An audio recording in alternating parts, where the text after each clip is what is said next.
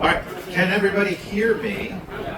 All right, I am very, very glad and happy and humbled that you came out here today. Thank you very much for coming. Just want to talk real quick about my vision for the city. I do think we have a good chance at getting 5 people who feel the same way as I do. I'm not prepared at this point to endorse or promote anybody else. Not finished promoting myself yet. But I think as we get closer, I think there's going to be 4 like-minded people who probably maybe cross-promote. And I think we're going to have a lot of the same feelings on a lot of the issues. Just so you know, if you haven't looked at my website, take a look at my website. I have a pretty in-detailed plan about where I feel we need to put our focus in order to get the city where it needs to be. And can you hear me? Can everybody hear me?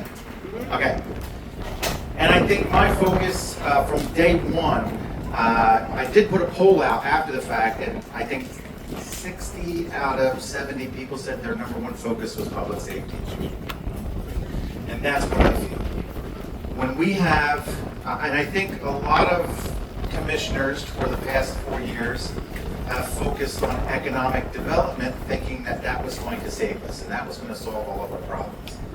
The only problem with that is, and I want you all to sit there and ask yourself this question: if you were going to invest $100,000, $1 million, $250 million in Millville, would you do it? No. Knowing what you know about Millville right now, you probably, you probably wouldn't.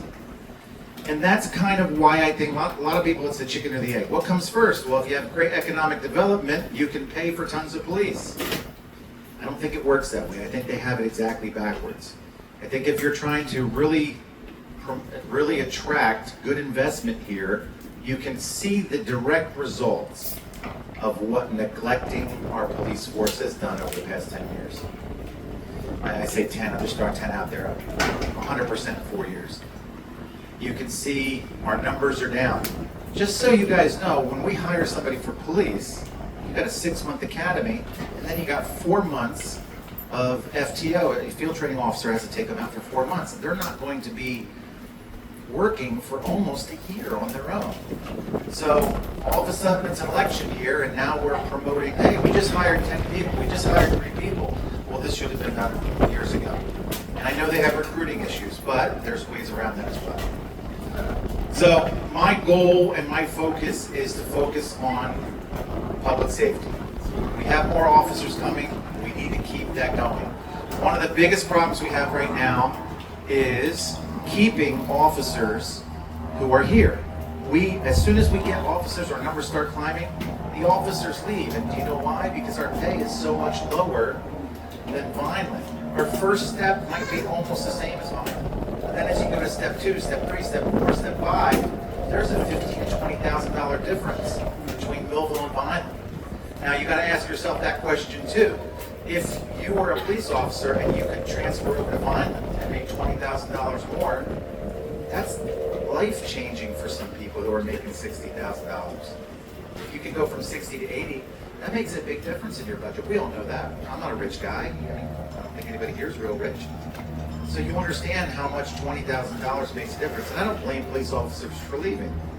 I really don't, because they're just trying to take care of their family like you and I would. But we need to get those steps more in line with towns around us so we don't bleed out police officers as quick as we get them. So we need to get our numbers up to 85, and we need to keep them at 85. How many do we have? Right now, maybe Cody can tell me exactly how many I have. I think we have 65 right now. How much? 50 on patrol. How many would you say we need on patrol? If you're being honest. A lot more. A lot more. All right. Sorry to put you on the spot. We need a lot more. So 50 is not cutting it. We are, I would say, at least 20 more. It's easy, right? It'd be a good start. All right. So we all see the problems. We see, how long ago was it? 2 or 3 weeks ago that we saw somebody shot and killed on High Street? biggest problem was it was a two intergang thing going on, and I know the city officials love to say, hey, that doesn't involve you folks, that was between two gangs. Well, luckily those 13 or 14 bullets that flew up and down High Street didn't hit anybody here. So it does involve us. It does matter to us that there are bullets whizzing up and down High Street. There are a lot of things that our city can do to control the type of people that landlords have here. And I think one of the things that we don't take advantage of is nuisance property ordinances. And that goes after the landlord, because what happens is, I think we have in the city a good number of Section 8. I don't know what it was. It's maybe around 200 Section 8 houses. But what happens is landlords come in, they buy the properties cheap, and they put somebody in there that they don't really care. They don't care what goes on. And there's something in our city ordinance that says that if there's 5 calls to a property that qualify, within 90 days, you can write them a citation for nuisance property. They don't show up, which that's the big problem. Bill Smith was here, he's a code enforcement. They don't show up. We should be getting trials in absentia, and we should be doing bench warrants, and we should be doing license suspensions that we're not doing. I'm going to be meeting with the prosecutor sometime this week. I spoke to the city attorney last week. One thing that he didn't even know about was the fact that we can actually take these fines and put them as part of their tax bill. So what happens is that these folks that don't take care of the properties and have whoever in there causing all kinds of chaos in the city, what happens is they call them up and say, hey, you got a court date. I said, not coming. If they do come in and get fined, he says, go ahead, put a lien on my property. So now we can lump those fines, there's a new state statute, you can lump those fines into the tax bill. Not as a lien, as part of their taxes that are due at the end of the year. If they don't show up and pay that, then the foreclosure process can start on the house. So if you were a landlord and the city's telling you, you better clean up and take care of your property, evict people that are that are convicted of crimes, or you're going to get 20,000 in fines that rack up every day, what would you do? You would probably be a little more choosy about who goes in your properties. I think that's one of the methods that we're going to have to use to clean up this. We can have 200 police officers, but there's a problem that already exists, and we need to somehow get the right people. I think there might be, and you as police officers, there might be 200 to 300 people in this entire city that are the cause of the problem. Would you say that might be accurate? Yes. Two. I live around all of them, so I know. Darius lives with him, so. Yeah, so I'd say, and listen, and when I say these things, I do want to make clear to you guys that I think there are great people who live in Center City. I think there are great people who live in the 3rd Ward. I think there are 200 to 300 people in this city that make it awful to live in those areas for everybody. Everybody in those areas, they're just like you and me. They just want to come home to a peaceful place where they can raise their kids, where they can, be safe and enjoy their lives like we do.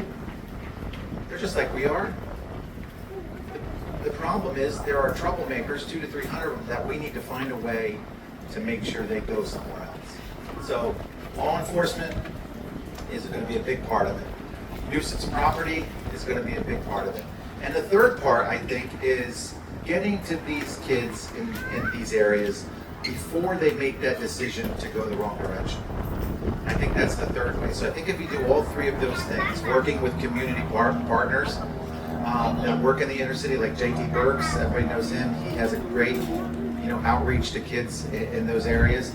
I think if you partner with people like that, that can make a big difference in the future. And it's going to take a couple years, but I think we really can. People tell me all the time, I saw one of the other candidates, I don't even remember who it was, but they said, let's just face it, Millville's never going to be the way it was. And I don't want to believe that. I don't want to believe that Millville can't be a vastly better place. It's a very strategic location, by the way. Extremely strategic. So, I think we can put together a plan to make things a lot better. once we get the crime under control, and we can walk and chew gum at the same time, we can start working on economic development. So there's things that we can do. People say, how are you going to pay for it? How are you going to pay for it? There are ways, I don't want to get into specifics, but there's ways that we can fix those steps and make them equivalent. There's some things that are happening in the city where I think we can make a significant change toward officer pay soon. As far as somebody asked earlier about the motorcycles, I really think we should start a drone program. Sometimes it feels like Mad Max Beyond Thunderdome when you're driving around the center of town, 2 minutes or 1 man lead. All we need is Tina Turner now singing in the background. It's an old movie. I'm too young for that. But I think we should start a drone program, and I really don't think it'll take that long, because when news spreads that, hey, they know the bike that I just drove down High Street doing a wheelie is sitting in the front yard, and they show up and you have to claim it in 90 days or it goes in a grinder, I think that's going to stop happening after a while.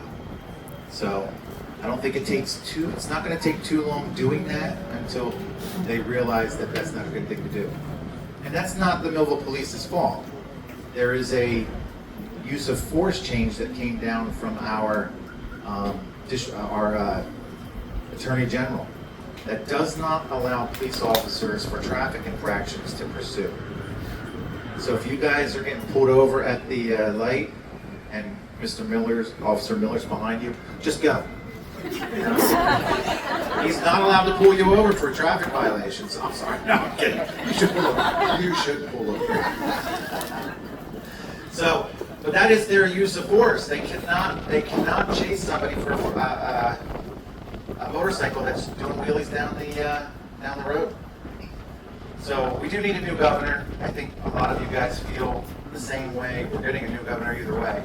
We need a governor who are going to support our law enforcement, who puts an attorney general in, who absolutely supports our law enforcement. I think you know which party I think that's coming from.